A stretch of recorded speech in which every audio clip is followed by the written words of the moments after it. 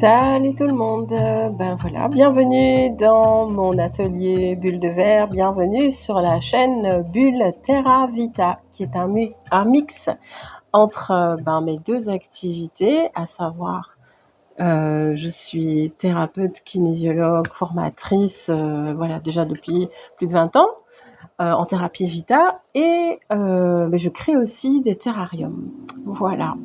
Et l'idée, c'est tout simplement vous parler de choses et d'autres pendant que je suis occupée à créer mes terrariums, mais aussi mes petites miniatures que je place dans mes terrariums. Aujourd'hui, m'est venue une idée assez, un peu spéciale, c'est-à-dire que je me laisse toujours guider par l'intuition par rapport au sujet que j'ai envie de développer avec vous, parce que j'ai eu l'occasion de recevoir beaucoup de monde en consultation durant ces dernières années, t'imagines bien, et puis en même temps il y a beaucoup de choses à dire aussi et des sujets, donc n'hésite pas. Ah oui, pour soutenir la chaîne, like, abonne-toi, transfert, ça m'aide énormément. J'aimerais pouvoir faire des lives en fait et pouvoir faire tourner les vidéos quand je suis en train de créer. Je trouve ça tellement relaxant. Déjà moi-même, quand j'observe des personnes qui créent, qui font des choses, c'est déjà super. Mais pour pouvoir y accéder, il faut au moins, je crois que 50 abonnés pour YouTube et 1000 abonnés, je pense, pour TikTok, je pense. Je suis pas sûre. Ouais. T'as bien compris que c'est pas mon truc. Mais en attendant, voilà. Déjà un like, ce serait déjà pas mal. Ça m'encouragerait. Puis ça me rassurerait de savoir aussi qu'il y a des personnes que ça intéresse. Alors, j'étais en train de faire quoi? Oui, j'étais en train de créer un autre petit tori comme ceci. Voilà, avec un modèle un peu plus grand, tu vois. Voilà. Alors, je sais pas si tu le vois là derrière. Voilà, là, il y a quelques créations. Il y en a d'autres, mais bon, elles sont plus dans le petit showroom qui est pas ici, qui est à l'étage. Et du coup, parce que ici c'était pas possible. À un moment donné, j'avais plus de place, j'avais beaucoup trop de terrarium. Donc, alors ici, ce que je voulais dire, c'est que quand il t'arrive des choses dans la vie, attends, je sais pas si tu vois, quand il t'arrive des choses dans la vie, qu'elles soient positives, négatives, dis-toi que c'est la position que l'on a qui va permettre de juger si c'est positif ou négatif. Je m'explique. Alors en Vita, je parle beaucoup de fréquences, tu vois, donc de fréquences d'ondes. On rayonne tous et toutes, à une certaine fréquence. D'ailleurs, on le sent. Alors, ce n'est pas des fréquences radio à proprement parler, mais je pense que ce sont une certaine gamme qu'on pourrait mesurer, mais bon, les chiffres ne parlent pas tellement. Et puis c'est tellement complexe, étant donné que tout ce qui existe vibre à une fréquence spécifique. C'est pareil pour les émotions, c'est pareil pour les états d'être, c'est pareil pour l'ensemble. Et puis tout ça fluctue, donc t'imagines comme on est complexe. Une situation, X, Y, Z, va avoir une certaine fréquence. Et en fonction de comment on agit et on reçoit cette fréquence, ça va changer l'expérience du présent.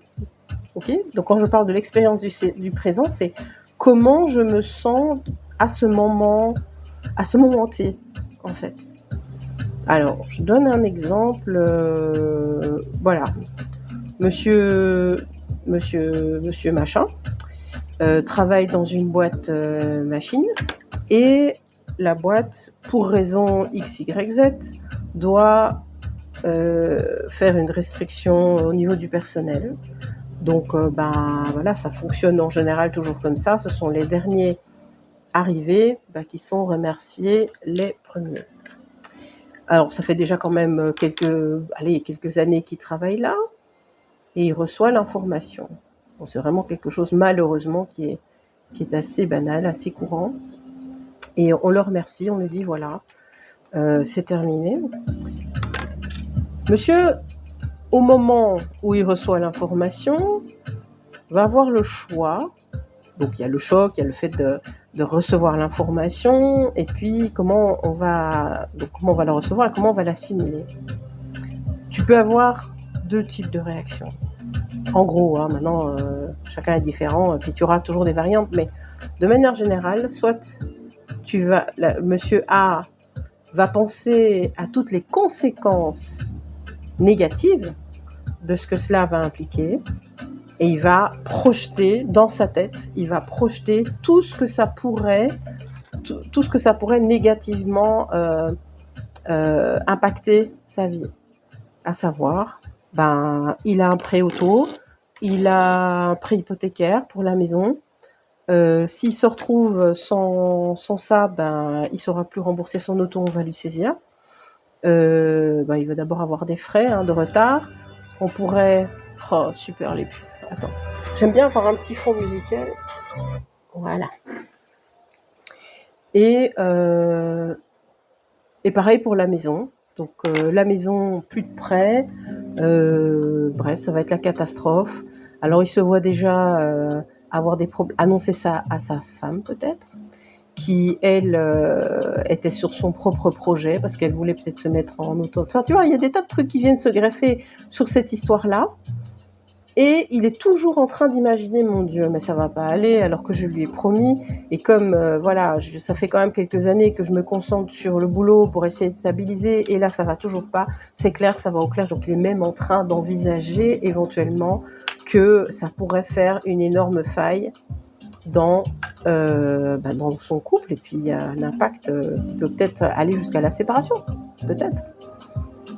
Et du coup... ça va clairement le mettre dans un état de stress qu'il va entretenir au fur et à mesure qu'il va ajouter des détails dans son histoire intérieure, sa projection intérieure, plus les choses vont s'engrainer, vont se fixer dans son esprit, mais pas que. Parce que toutes ces pensées-là, auront toujours à peu près la même gamme de fréquences, à savoir la gamme négative de stress et de panique peut-être, puisqu'on est quand même en mode survie à ce moment-là, c'est le pire. Soit, ou alors, monsieur prend l'info, le temps de la digérer, mais il reste pas dans cette projection négative. Il pourrait se dire, selon, imagine qu'il travaille dans une boîte de marketing, il pourrait se dire, écoute, j'ai eu la chance finalement de travailler dans une boîte, bonne ou pas bonne, peu importe. Si elle est bonne, tant mieux, ça me fait de l'expérience positive, et puis si elle est pas bonne, au moins je sais ce que je devrais pas faire. Parce que c'est mal géré, parce que tchic, parce que tchac. Il y a toujours un truc à prendre, même dans les expériences les plus négatives. Et c'est peut-être le moment de soit chercher une boîte un peu plus importante, ou soit moins importante, c'est-à-dire qui me permet donc plus à niveau, je sais pas moi, une structure familiale, qui me permettrait d'avoir un peu plus de temps, et ce temps me permet de me concentrer sur X, Y, Z. Donc finalement, pas plus mal. Voire même peut-être, ça fait quand même quelques temps que je suis là-dedans et que j'en ai marre, je me lance, je fais ma boîte à moi, ma propre boîte. Donc, les projections de monsieur machin par rapport à l'impact qu'a causé cette nouvelle vont être franchement plus positives, on va dire, mais créatives aussi. C'est-à-dire que il va se servir de cet instant T, ou du moins de ces données-là, pour... on n'est toujours pas dans l'action, il a tout créé dans sa tête, on est bien d'accord, à la limite il n'a même pas encore annoncé le truc à sa femme, il est en train de créer ça.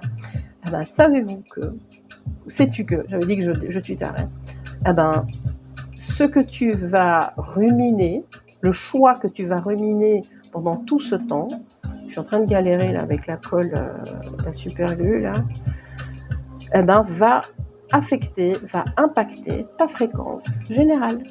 Et du coup, ta fréquence générale va fatalement te faire prendre des décisions. Et puis, pire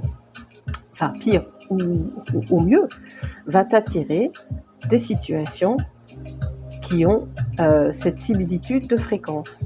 À savoir, bah oui, quand on parle de personnes qui sont poissardes, des personnes qui sont chanceuses, j'aime pas trop ces étiquettes-là, mais si tu vois ça sous forme de fréquence, c'est un petit peu ce qui se passe. Donc c'est comme un aimant.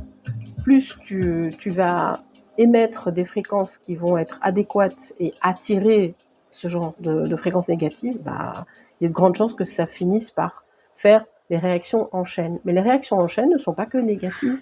Tu peux aussi avoir des réactions en chaîne positives. Et ça fait du bien de s'y arrêter. Quand ça te vient, tu dis oh là là, c'est incroyable comme ça s'aligne, ça c'est bien, ça se met bien, eh ben, de prendre un moment pour bien s'en imprégner et d'en prendre conscience et de se dire ah ok, je suis dans cette fréquence là. On va essayer de pas espérer que rien, enfin que rien de mal ne t'arrive. Ça va pas vraiment avoir de sens. Mais parce que sinon tu vas être dans la peur et la peur de nouveau va générer une fréquence fatalement de peur. tu vas amener des choses qui te font peur dans ta vie.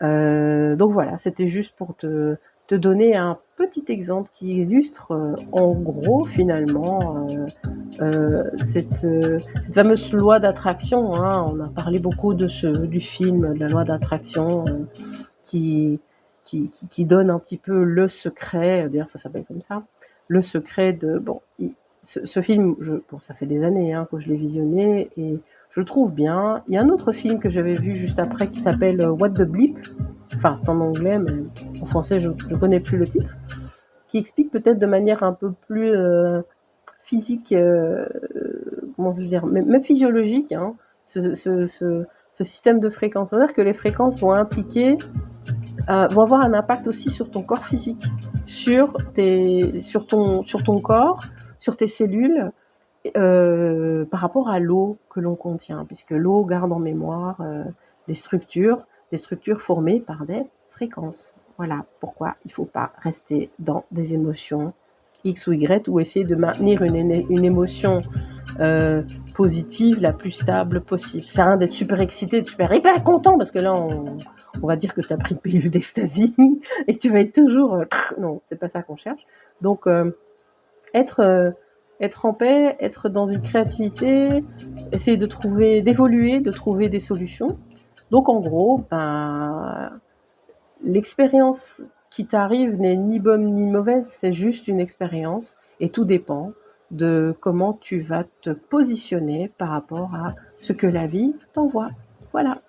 Bon, j'espère que ça va coller cette histoire-là. Bon, je continue. Voilà, on y est. Joli, hein, un petit peu plus grand. Bon, il manque encore un petit détail. Et puis, on passera à la peinture. Alors, je te dis à bientôt pour une autre petite bulle. Bye.